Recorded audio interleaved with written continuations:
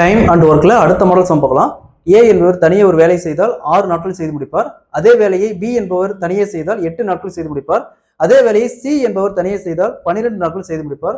மூவரும் ஒன்றாக இணைந்து அந்த வேலையை செய்து முடித்து அதற்கான ஊதியமாக ரூ 1350 வாங்குறாங்கன்னா அதுல பிக்கு எவ்வளவு ஷேர் போகணும்னு கேட்கறாங்க.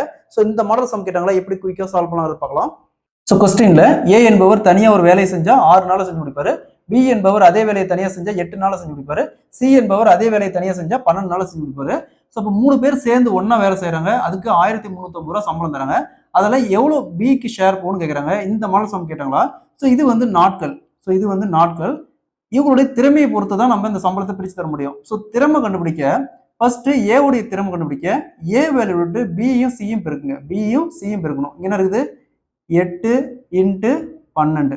நெக்ஸ்ட் பியுடைய திறமையை கண்டுபிடிக்க, அதாவது அவருடைய எஃபிஷியன்சி கண்டுபிடிக்க பி வேல்யூ விட்டுட்டு ஏவையும் சியும் பெருக்கணும். 6 × 12. நெக்ஸ்ட் சி உடைய திறமையை தெரிஞ்சுக்க சி வேல்யூ விட்டு ஏவையும் பியும் பெருக்கணும். என்ன இருக்குது 6 × 8. ஸோ நெக்ஸ்ட் இதுல காமனா ஏதாவது கேன்சல் பண்ணுறது இதுன்னு பாருங்க. 6ஆல கேன்சல் பண்ணோமா இங்க 6 போயிடும், இங்க 6 போயிடும், இங்கேயும் 6ஆல கேன்சல் பண்ணா 2. நெக்ஸ்ட் 4ஆல கேன்சல் பண்ணலாம். 4ஆல கேன்சல் பண்ணா இங்க 2, இங்க 3, இங்க 2. ஸோ அகைன் பாருங்க, வேற ஏதாவது கேன்சல் பண்ணுறது இதுன்னு பாருங்க. வேற எதுவும் இல்லை. அப்போ 2 × 2 4. நெக்ஸ்ட் இங்க 3 இருக்குது, இங்க 2 இருக்குது. ஸோ இந்த 3 பேர்த்துடைய திறமையின் விகிதம் பார்த்தோம்னா 4:3:2. ஸோ இந்த ரேஷியோவில் இந்த அமௌண்ட் பிரிச்சுமா யாருக்கு எவ்வளோ போகணும்னு தெரிஞ்சிடும். இது தனியாகவே ஒரு கொஸ்டின் கேட்பாங்க, இதை நோட் பண்ணி வச்சுக்காங்க. ஸோ இந்த மாதிரி கேட்டாங்கன்னா டைரெக்டாக நம்ம இந்த மெத்தட் அப்ளை பண்ணிக்கலாம். ஸோ இங்க பாருங்க, நமக்கு தேவை பியோடைய பங்கு. ஸோ பிக்கான ரேஷியோ 3. அப்போ 3 வகுத்தல் டோட்டல் ரேஷியோ. எப்பயுமே வகுத்தல்ல மொத்த ரேஷியோ ஆட் பண்ணி போகணும். ஆட் பண்ணுங்க. 4 + 3 + 2 9 × டோட்டல் அமௌண்ட் 1350. ஸோ அப்படியே கேன்சல் பண்ணால் 150 வரும். ஸோ 3 × 150 = 450.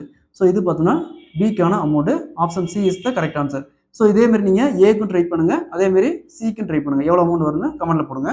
ஸோ அதே மாதிரி இந்த சம் பாருங்க. ஏ ஒரு வேலையை தனியாக செஞ்சா 6 நாள் செஞ்சு முடிப்பாரு.